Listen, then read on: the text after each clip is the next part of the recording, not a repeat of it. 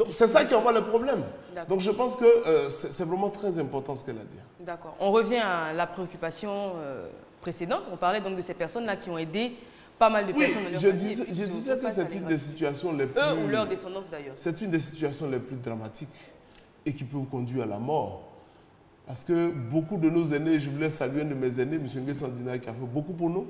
Sinon, je le salue. Ce sont des gens qui, plusieurs fois, se sont privés. C'est-à-dire qu'ils auraient pu vivre dans des conditions meilleures que là où ils étaient. Mais ils ont dit, je pense à la famille. Et puis demain, je suis devenu médecin aujourd'hui. Il a juste besoin de moi, ne serait-ce même que pour un conseil. Il ne me demande même pas de l'argent. Et je ne trouve pas du temps pour lui. C'est frustrant. Peut-être que la personne ne parlera pas, mais c'est frustrant.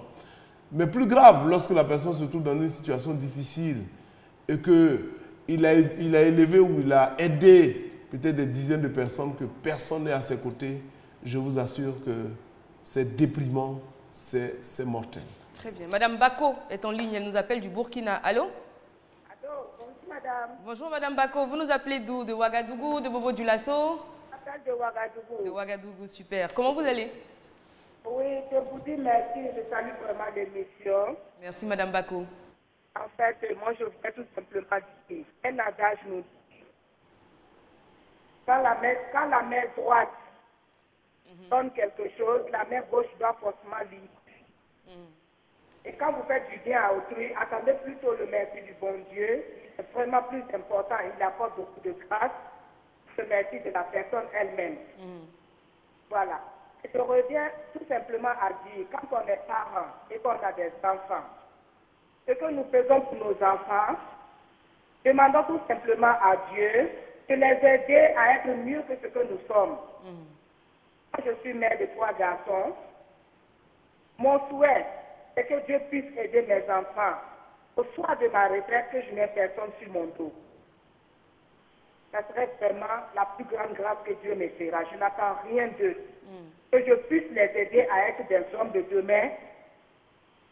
Et moi, je serai très satisfaite.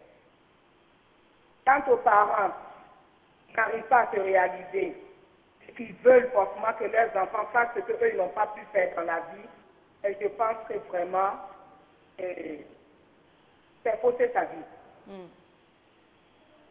Très bien. Merci beaucoup Madame Bako. Très bonne journée à vous. Alors c'est une approche complètement différente, mais finalement qui n'est pas à l'opposé. On n'est pas opposé, on pense qu'on va dans le même sens. Tout à fait. Miss Kono. Le problème de la gratitude, pour moi, relève aussi peut-être de le fait que dans nos sociétés africaines, nous ayons mis l'argent au centre des relations. Quand nos parents nous éduquent, par exemple, ils ne nous ont pas mis seulement à l'école, ils nous ont soutenus, ils nous ont appris des choses. Ils ont été là. Donc cette présence-là, il est clair on ne peut pas la restituer. Mais dans les moments de vieillesse, ils ont besoin aussi qu'on vienne. Voilà. Ce n'est pas simplement l'argent, parce qu'il est clair que l'argent, on ne pourra pas le rembourser. Même si on s'assoit et puis on calcule tout l'argent, depuis le lait, les couches et tout, jusqu'à l'université, vraiment, ça va devenir éprouvant même de le faire. Mais la présence. Voilà, la présence. Mais la présence, le soutien, 1 plus 1. Les gens, bon, je me souviens un peu de mes petits frères, de mes petits frères et sœurs, les parents qui vont passer des journées entières à te faire des dictées, tout ça parce qu'ils veulent construire quelque chose. Ils veulent que tu sois cette personne-là. Aujourd'hui, c'est facile pour toi de lire une phrase, des livres entiers de, voilà, tu es éloquent, quand tu arrives, comme Eva par exemple, quand tu arrives dans des assemblées, tu parles, tout le monde dit, waouh, cette fille, ce monsieur-là, il parle bien.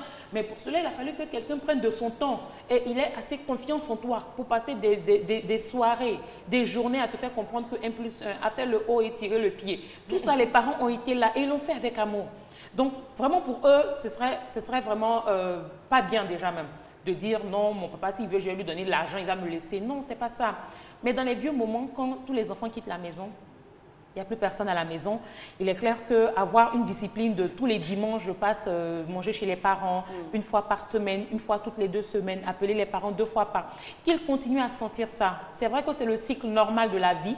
Il arrive un moment, il faut partir, il faut aller construire sa propre vie, mais il ne faut pas laisser il ne faut pas laisser nos parents. Je voudrais en profiter pour raconter une petite histoire que j'ai lue pendant que je pensais au thème de l'émission. Un enfant, une famille donc qui avait la mère, la grand-mère.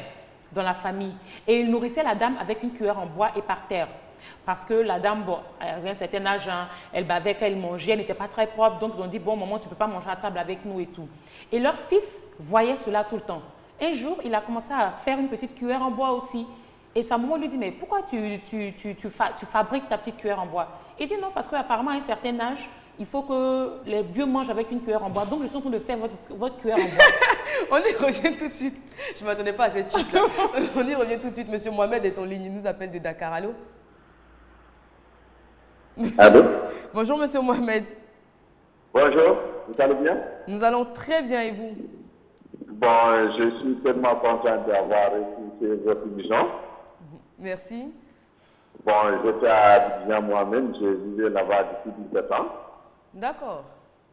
Bon, il y a ma fille qui est là-bas avec ma ex-femme. Très bien. On vous attend donc impatiemment. On attend votre retour, monsieur Mohamed. Vraiment, je suis tellement content de votre émission qui passe cette année, CID. Alors, monsieur Mohamed, on parle d'ingratitude. Bon, ce que je vois dans l'ingratitude, vraiment, c'est quelque chose qui n'est pas bon. C'est quelque chose qu'on devrait éduquer les gens depuis le bas âge, quoi. Bon, il y a les gens qui refusent d'éduquer leurs enfants quand ils vont grandir avec ça, donc ça devient une maladie chronique, quoi. Je ne sais pas si vous m'entendez bien. Oui, on vous entend très bien, monsieur Mohamed. Ok, donc moi je souhaitais vraiment tout ce qui se passe dans la famille. Il faudrait que les gens font ça depuis le bas des enfants. Donc à ce moment, les choses n'arrivent pas là où ils sont actuels. Très bien. Ok. Merci beaucoup, monsieur Mohamed, pour votre contribution. On fait un coucou à tous ceux qui nous suivent depuis Dakar et puis partout dans le Sénégal. Alors, Miss Conan, donc... Donc, le petit garçon aussi, le petit garçon qui fait sa cuillère en bois voilà. Et qui répond à sa mère. Et qui répond à sa mère, ben, c'est votre cuillère aussi. Quand vous allez vieillir, voilà, parce que la mère et le père ont construit un schéma qui, pour l'enfant, était le schéma normal de la vie. Je veux dire, si vous faites ça à grand-maman, alors qu'elle vous a donné ce qu'elle vous a donné, ça veut dire que moi aussi, au-delà de ce que vous allez me donner, c'est le même traitement que je vais avoir. Je n'aurai pas de patience, je ne penserai pas que mes parents ont 80 ans, bon, c'est normal, mais il faut prendre d'autres... Non, moi aussi, je vais vous mettre par terre. Et puis là, même l'enfant, il a 5 ans, mais il a déjà la cuillère, quoi. C'est-à-dire, dans 20 ans, il sait déjà comment il va utiliser la cuillère. Donc, cette histoire-là m'a fait penser que ce n'était pas de l'argent. Dans ce cas-là, il n'est pas question d'argent, mais il est question de patience. Il est question de don de soi. Et il semble que l'ingratitude est ce problème-là. L'ingratitude vient avec de l'égoïsme. On a l'impression que les autres nous doivent. Exactement. Voilà, comme dans l'exemple que vous avez donné tout à l'heure avec le ministre. Les gens ne savent pas que le monsieur a pris sur lui. Souvent, il fait des petits redressements même pour pouvoir aider le village. Pour aussi, il a donné le mouton. S'il a mis mon enfant à l'école, c'est le ministre, il a l'argent dans les relations. Ce n'est pas dur pour lui. Alors que très souvent, le monsieur se trouve confronté à des situations de choix où il doit lui-même se corrompre un peu aussi pour faire passer un petit du village, quelque chose comme ça, pour rendre service à une famille. Parce que lui aussi se sent redevable vis-à-vis de cette famille-là, qui l'a aidé ou qui a aidé ses parents au village. Donc, il veut quand même leur faire une faveur. Et il peut arriver qu'il transgresse même certaines lois. Bon, quand je dis loi, ce n'est pas, c'est pas un crime, hein, mais quand même, par rapport à ses vertus, par rapport à certaines choses, il est obligé de favoriser quelqu'un parce qu'il sait très bien qu'il a eu à profiter de certains égards. Et les gens se disent, non, c'est le ministre, si elle va m'a donner ça, elle a beaucoup de bijoux, même si elle a pris sa bague là. Non, c'est quelque chose qui lui coûte quand même qu'elle m'a donné. Donc, en retour, un merci, en retour de la gratitude, c'est très important. J'ai écouté un peu les avis depuis le début. Ne nous focalisons pas beaucoup sur l'argent, mais focalisons-nous juste sur ce que nous avons. C'est ce que j'ai que je donne. Je n'ai pas d'argent, mais chaque fois que je peux passer dire un bonjour, il y a des gens qui sont connus comme ça, surtout les beaux-fils. Quand ils veulent blaguer leurs beaux-parents, il est toujours là-bas. Il ne vient pas forcément avec un poulet. Mais quand maman a besoin de quelque chose, quand il y a quelque chose, on sait que lui, on peut l'appeler parce que lui, il est prompt en fait à réagir. Et ça c'est bien en attendant que l'argent arrive. Très bien. Monsieur Djamé nous appelle du Togo. Allô? Bonjour, monsieur Djamé.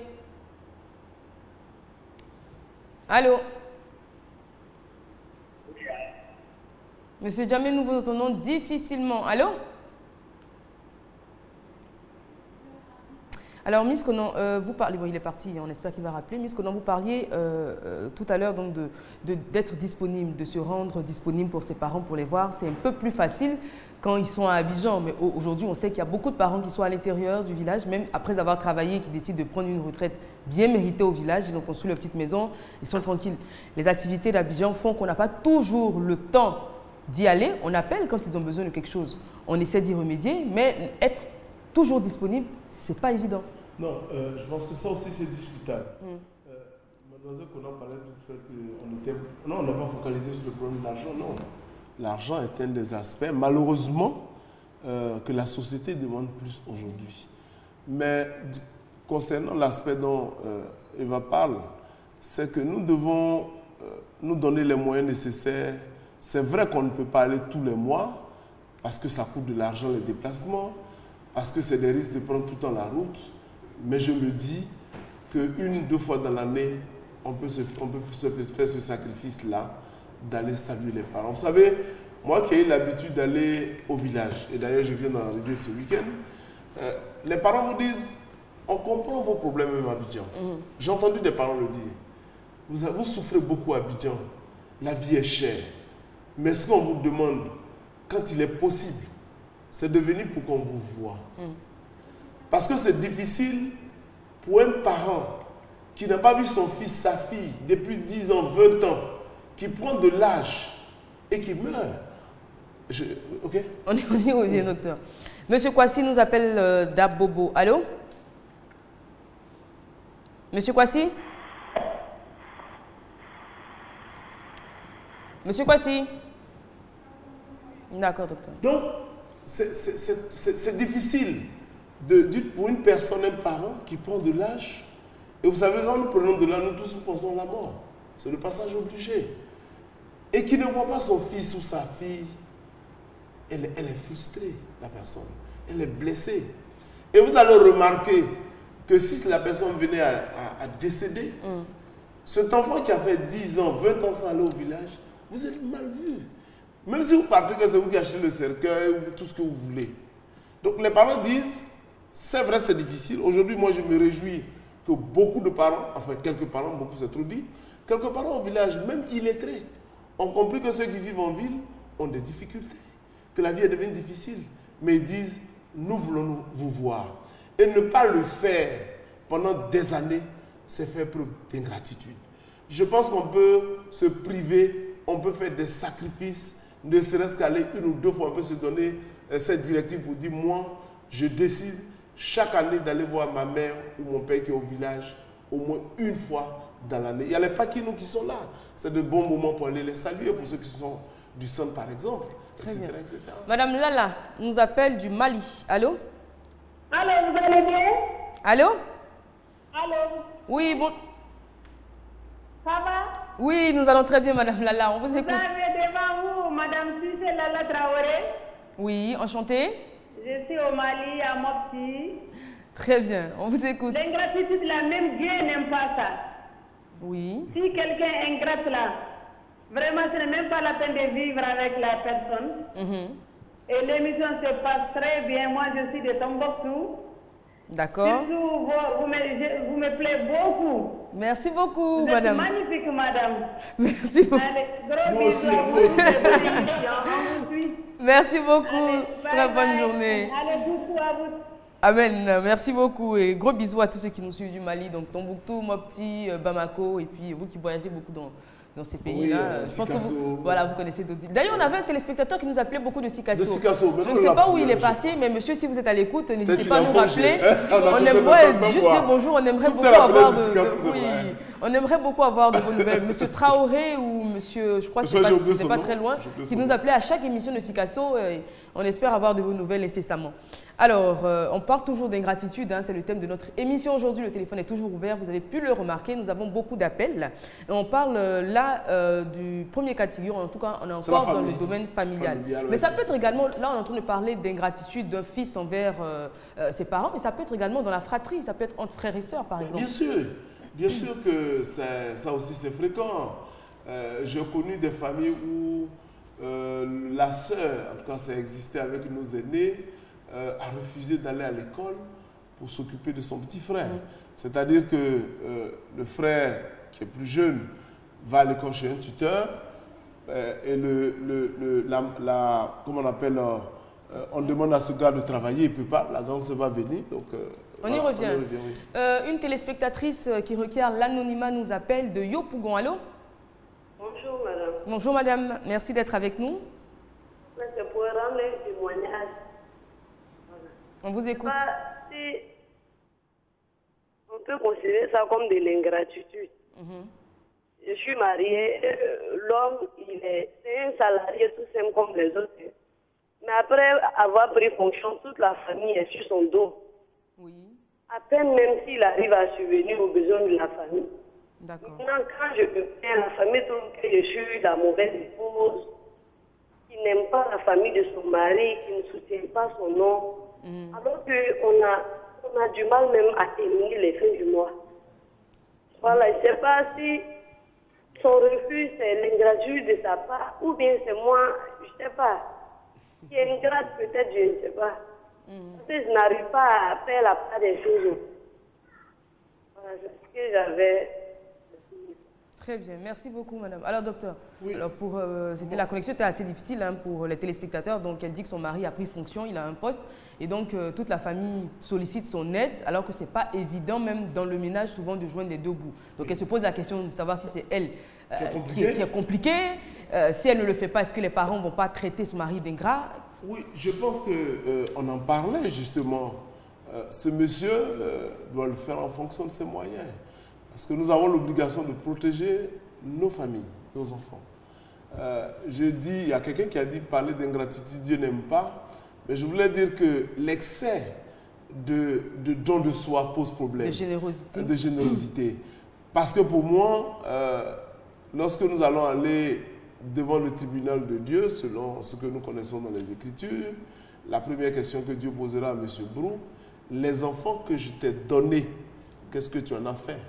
Donc nos premières charges, c'est notre petite famille. La famille nous nucléaire. Sommes direct de la famille nucléaire. Maintenant, en fonction de nos moyens, nous avons le devoir ou l'obligation morale d'aider en fonction, je dis encore une fois de plus, de nos moyens, la grande famille.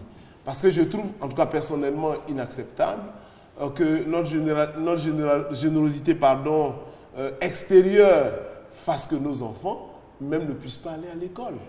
Moi, je connais dans nos familles des gens qui nous ont aidés, mais je les félicite toujours parce qu'ils n'ont pas négligé leurs enfants. C'est-à-dire qu'ils ne nous ont pas mis à l'école au détriment de leurs enfants. Et pour moi, ça, c'est un très bel exemple. Docteur, il y a également une question de culture, on dira, parce qu'en fonction des régions, je sais par exemple, je lisais dans un livre, dans une région où les enfants du frère était la priorité en fait. On devait s'en occuper en priorité. Et donc les enfants biologiques s'en plaignaient, mais le père disait c'est comme ça, c'est la tradition. D'ailleurs, quand je ne serai plus, tout ce qui m'appartient, c'est les enfants du frère qui viendront réclamer. Et pareil, quand ton oncle va décéder, tu seras en mesure de réclamer ce qu'il avait. Oui, ça c'est la coutume. On parle de matriarcat, de patriarcat. Donc effectivement, si c'est le système matriarcal, le frère voudrait bien s'occuper des enfants de la femme. Il y en a même qui vont réclamer en disant si votre père meurt demain, décède demain, ce sont mes enfants qui sont héritiers.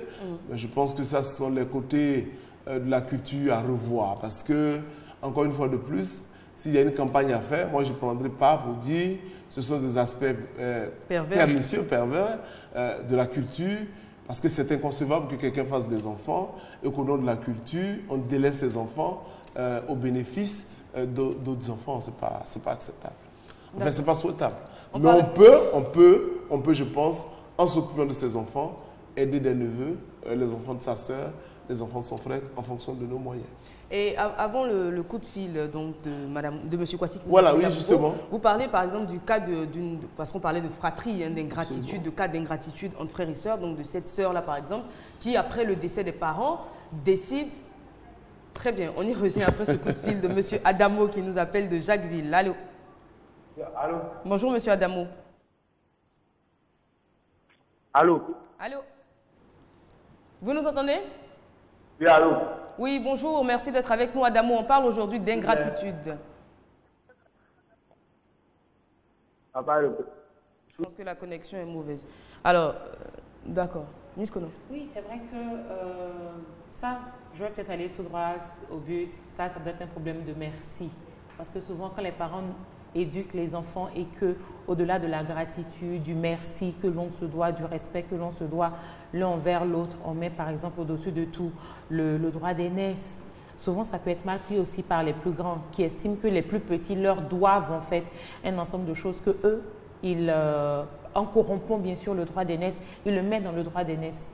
Donc, quand le plus petit, le plus jeune frère ou sœur ou la plus jeune sœur fait quelque chose, pose des actions envers son grand frère, il estime que oui, tu avais à le faire, je n'ai pas à t'être, voilà, j'ai pas à te dire merci ou à t'être redevable ou à essayer de te retourner la santé. Pourquoi j'ai dit merci? Pardon? J'ai dit j'ai tout fait pour toi. Pourquoi oui, c'est moi qui suis là quand j'étais petit, c'est moi. Voilà, donc c'est vrai que à ce niveau-là, je pense que là, on irait en fait sur l'éducation des parents, sur le fait que les parents, dans la manière de tisser l'ambiance, le cocon entre les enfants, ils doivent leur montrer que entre frères et sœurs, vous vous devez en fait respect, vous vous devez un ensemble de choses. Moi, c'est un peu comme ça que je le vois. Je pense que la base est mise par les parents, mais parce qu'ils comprennent en fait que ces enfants-là qu'ils vont laisser, comme Dr Bou le disait tout à l'heure, quand les parents ne seront plus là, c'est ceux-là qui feront la famille maintenant. Ils devront se comprendre, ils devront s'entendre, ils devront avancer ensemble. Donc, il faut qu'ils se respectent, il faut qu'ils comprennent que l'un souvent fait des efforts pour l'autre et réciproquement et que ça doit être reconnu comme tel. Très bien. Oui. Alors, on a une dame encore qui demande l'anonymat. Elle nous appelle de Koumassi en tout cas. Allô? Oui, bonjour madame. Bonjour madame, merci d'être avec nous. Bon, j'aimerais intervenir. Oui. Voilà. On vous écoute. Allô? Oui madame, on vous écoute, on est toutes oui. On parle de gratitude. Ça fait au moins quelques années que je travaille avec un monsieur. Vraiment, les débuts n'ont pas été faciles. Mais par la grâce de Dieu, les choses sont rentrées en ordre. On a pu avoir un magasin pour nous-mêmes. Mais il se trouve que depuis qu'on a eu le magasin, le monsieur a changé d'attitude envers moi. Il a commencé? Par son comportement, par sa manière de faire. Il sent vraiment qu'il ne veut plus travailler avec moi. Chaque jour que Dieu fait, il trouve quelque chose à dire. Que ça soit bien, mais il voit toujours que c'est mal. Donc vraiment, c'est de ça que je voulais parler avec vous. Vous estimez que ce monsieur-là fait preuve d'ingratitude envers vous, hein? Parce que c'est moi seul qui ai travaillé, le coin était pété, on était en bordure de route. Avec la poussière, la pluie et tout. On espère que cette dame va rappeler. Je pense que ça, si nous voyons dans les cas, ça fait partie du cadre professionnel. Et ça, c'est des cas récurrents que je n'ai cessé de dénoncer. Parfois, quelqu'un commence une entreprise, vous vous engagez avec la personne, vous vous privez de tout, sans salaire, sans le minimum. On vous dit oui, c'est dur, quand ça va aller, je vais penser à toi. Parfois même les parents vous disent non, j'y crois. Et puis demain, au moment où l'affaire commence à prendre, on trouve en vous la pire des personnes, la plus mauvaise personne qui puisse exister sous les cieux. C'est une forme d'ingratitude inacceptable. Moi, j'en ai connu, où le gars, on vous fait travailler vraiment durement et vous y croyez. Vous vous donnez à cœurs ouverts. Vraiment, vous priez à la limite, priez, Dieu faut que ça aille. Mais vous êtes présent, jour comme nuit. Et puis au moment où ça commence à venir, à l'époque vous arrivez peut-être à 7h30, on ne disait rien. Maintenant vous arrivez à 7h, vous êtes en retard. Maintenant avant vous apportez peut-être un guide pour venir. Maintenant on dit non, maintenant vous portez, etc. Maintenant on commence à découvrir les fautes. Et ça en général, ça aussi c'est une forme d'ingratitude.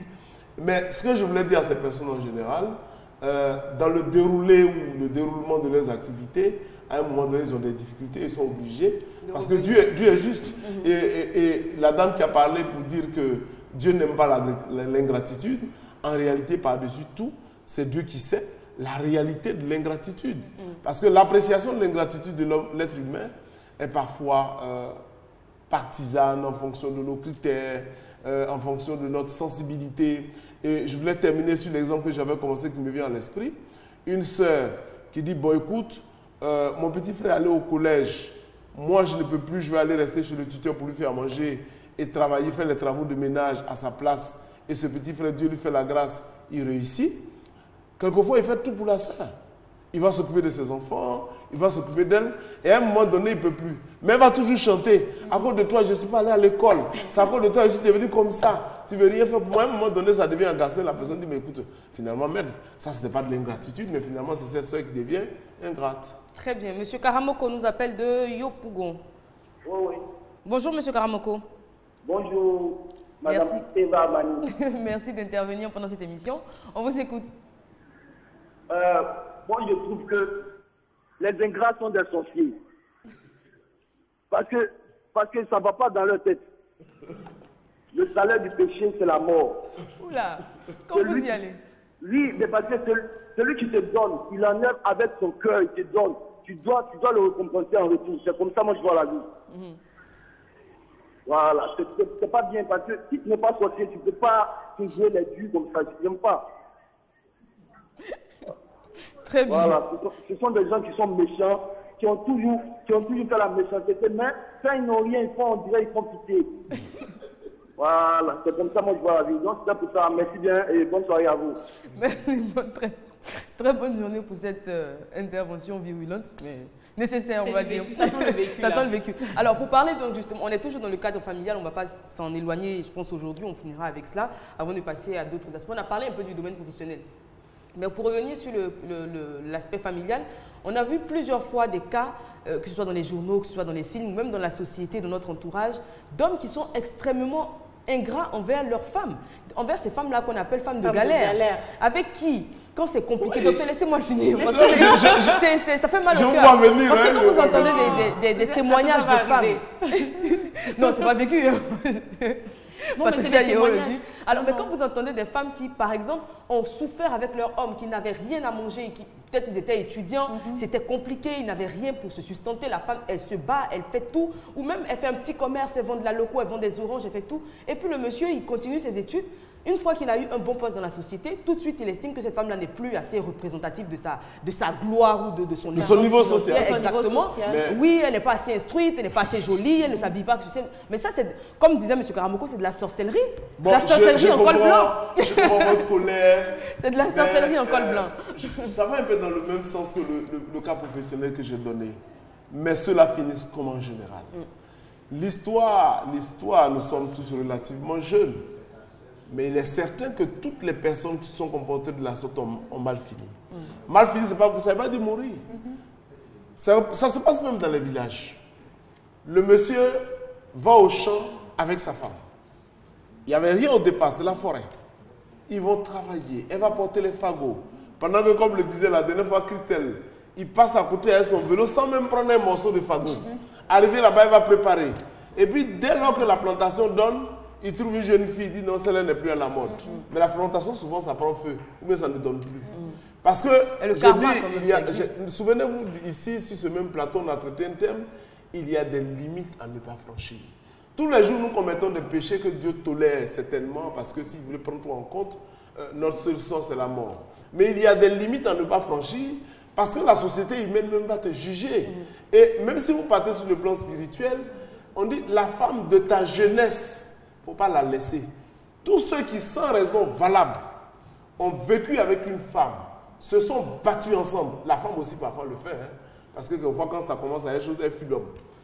Le monsieur l'a arrangé, le monsieur l'a aidé. Quand les choses commencent à aller pour elle, maintenant elle trouve que tu n'as plus le niveau, tu n'as plus ceci. Donc ça existe dans les deux sens. C'est vrai que les hommes le font peut-être un peu plus, mais en règle générale, il est clair et les gens vont comprendre que dès que vous vous engagez avec un ami et encore une femme, vous avez souffert, vous êtes battu pour créer des richesses. Si demain, pour des raisons diverses, parfois injustifiées, vous laissez celle-là pour l'autre, votre richesse ne peut plus prospérer. Exactement. Et ça, l'histoire nous le montre. Et la dernière fois, il y a quelques temps quand même, je regardais un documentaire sur la télévision ivoirienne qui en traitait. C'était une ONG qui s'occupait donc de femmes dans cette situation. Oui, et j'étais surprise de voir des femmes de certain âge, des femmes de 50, 60, 70 ans, qui, au soir de leur vie avec leur mari, on voit le mari qui quitte le foyer. Oui, il y a des enfants. C'est choquant quand même. C'est blessant. Quand la femme, je veux dire, elle a la trentaine, elle a la quarantaine, on se dit, elle peut toujours se reconstruire et tout. Même là, mais la femme, c'est difficile, mais elle a encore la force de se battre d'aller de l'avant. Mais une femme qui a 60 ans, avec qui vous avez des enfants, voire des petits-enfants, qui physiquement n'est plus énergique et tout, vous la laissez pour une fille plus jeune, mais C'est même pas ça. J'entends même un témoignage d'une dame. Après 40 ans de vie commune, ils ont fait des réalisations. Et le monsieur qui s'est là pour dire à sa femme, tu veux me tuer pour prendre mes biens. Donc à partir d'aujourd'hui, ne prépare plus pour moi. Et ça, c'est avec la complicité de ses parents, parce que c'est la sœur maintenant qui vient à la maison pour préparer et soigner son frère. Et la pauvre femme qui pendant plus de 40 ans est restée dans le foyer n'a plus le droit de rentrer dans la chambre. Pendant 40 ans, pendant 40 ans, ce n'est pas les occasions de tuer son mari qui ont manqué quand même, si elle voulait vraiment le faire. Non, maintenant là même là, le gars 70 ou 80 ans, tu vas le tuer tes gars quoi. Tu vas gâter ton nom à la limite. Parce que quelqu'un qui est 80 ans, quelqu'un qui est 80 ans. Tu es un moribond. Tu es quelqu'un qui est mort même. Qui est mort déjà. Il est mort et puis on le tue. Mais jusqu'à quel point la méchanceté ou l'ingratitude peut mener. C'est pour ça que celui qui a dit que les ingrats sont des sorciers. C'est pas très loin. Non, c'est vrai, c'est même pas très loin, mais c'est vrai. Les ingrats, vrais, c'est des sorciers, vrais aussi. Parce que c'est de la sorcellerie. La femme, elle a tout supporté. Les frustrations, les humiliations de la belle famille. Et puis bien souvent même peut-être des cas de maladie de l'époux. Absolument. Ou alors c'est quand l'époux est complètement malade, il n'est plus, après avoir... non, quand il va que ça va plus, il veut mourir. Et puis il a mourir à la maison. Oui. Exactement. C'est pour ça que j'ai dit encore une fois de plus, nous sommes tous des êtres humains, il y a des péchés que Dieu nous tolère, mais il y a des limites à ne pas franchir. Très bien. Monsieur Kamlan nous appelle de Yopougon. Allô? Oui, bonjour Eva. Bonjour Monsieur Kamlan. Comment vous allez? Nous allons très bien et vous? Merci, c'est pour partager l'émission. Oui. Mais je voudrais vous dire que l'ingratitude amène la pauvreté. D'accord. Voilà, je vais m'expliquer. Et vous savez, je parle, par exemple, moi je prends le cas d'Eva. Pardon? Je prête l'argent à Eva. Non, je donne un exemple. D'accord. Alors, voilà, je donne un exemple. Oui, vous me donnez de l'argent. J'ai donné de l'argent à Eva, oui, pour monter ses entreprises. Et en retour, c'est de me rembourser pour que je puisse aider quelqu'un d'autre. Et maintenant que je donne cet argent à Eva, après qu'elle monte ses entreprises, Eva change de numéro, je n'arrive même plus à j'espère qu'elle joindre. n'a pas fait ça. Alors, du coup, cela va m'amener à ne plus rendre service à quelqu'un d'autre. oui, exactement. Et cela nous a mené aujourd'hui à être pauvres en Afrique parce que ce problème est aussi fréquent. Nous sommes ingrats et c'est ce que je voulais apporter comme ma contribution. Merci beaucoup, Monsieur Kamlan. Cela dit, moi, je ne suis pas ingrate. Si vous voulez bien m'aider à monter une affaire, je suis preneuse. Je ne changerai jamais de numéro. De toute façon, vous pourrez me retrouver à la RTI. Donc, même si vous perdez votre numéro, vous reprenez la puce et puis c'est fini. Merci, M. Kamlan, en tout cas, pour cette contribution. Et d'ailleurs, M. Kamlan est notre tout dernier intervenant, le temps qu'on puisse faire une conclusion, du moins partielle ici, et se retrouver demain. Je pense que je vais anticiper. Nous parlerons certainement des conséquences demain, parce que ça aussi, c'est important. Quand on est ingrat, on le paye. Il a oui, mais docteur, pauvreté. avant d'y arriver même, depuis le début de cette émission, j'essaie de situer le niveau de l'ingratitude.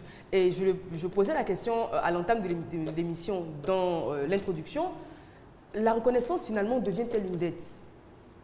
Oui, on a essayé de répondre. Enfin, j'ai essayé de répondre en disant, c'est pour ça que j'ai dit... Est-ce que finalement, quand j'en parlais avec M. Herman Capot qui était sur ce plateau la semaine dernière, et enfin lui, alors, est-ce que finalement, on n'en attend pas trop des autres? Et c'est pour ça qu'on est déçu finalement. Parce que plusieurs intervenants ont dit, ce que vous faites pour les autres, ne le faites pas pour eux, mais faites-le pour Dieu, il vous le rendra. C'est pour ça alors, si on attend trop le merci, la reconnaissance des autres, forcément, on se sent frustré quand ça ne vient pas. Oui, je crois que c'est ça. Je pense qu'il faut que nous abordions la dimension spirituelle.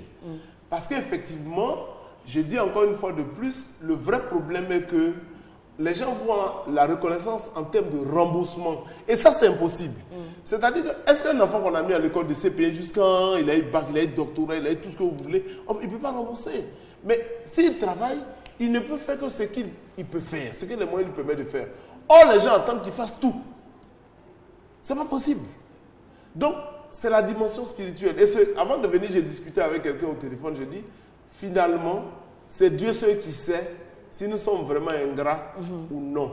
Parce que si tel m'accuse d'être ingrat, et que moi je sais que j'ai posé des actes de reconnaissance vis-à-vis de cette personne, mais j'ai la paix. Et donc seul Dieu est le témoin. Parce que si l'ingratitude, c'est finalement moi-même de me renier, là il y a un problème. Ce n'est pas parce que mon père m'a mis à l'école, ce n'est pas parce qu'un cousin ou bien un oncle m'a mis à l'école que si j'ai réussi, je dois me réunir pour dire, maintenant je ne vis plus, tout ce que je fais c'est lui. Ça n'a pas de sens. Très bien. Moi, je vais rebondir sur l'intervention de M. Parman qui disait qu'après avoir fait tellement de bien, on a du mal à en refaire. Je pense que si on revient encore à l'aspect spirituel, continuons à faire ce bien-là, continuons à donner aux autres. On va tomber sur la personne qui va nous le... Il y a toujours quelqu'un qui va nous montrer qu'effectivement, à moi, tu as fait du bien. Absolument. Mais il faut continuer. Il ne faut pas se corrompre soi-même, corrompre les qualités, les vertus qu'on a de don de soi, de construction de cette société, de nos familles, parce que 2 ou 3 personnes nous ont blessés ou ne nous ont pas donné ce qu'on attendait. Continuons à être aussi bons, continuons à être disponibles pour les autres. Et puis, comme on a dit, Dieu va nous le rendre. Exactement. Ça, il faut donner en fonction de nos moyens. On parlera encore demain. En tout cas, continuons, comme le dit Miss Conan, continuons à donner, soyons toujours ouverts aux autres. Et puis, comme dit la Bible, hein, que votre main gauche ignore ce que donne votre main droite. Merci encore. Demain, nous serons en compagnie du Dr Brou, de Miss Conan, de Monsieur Nda pour ses cocktails et de Maître Bomba pour le côté spirituel, en tout cas pour les énergies positives qu'il apportera sur ce plateau. Demain, 13h30, rendez-vous est pris. Cette émission portait la signature de Patricia Yeo. Restez sur RTI2, nos programmes continuent.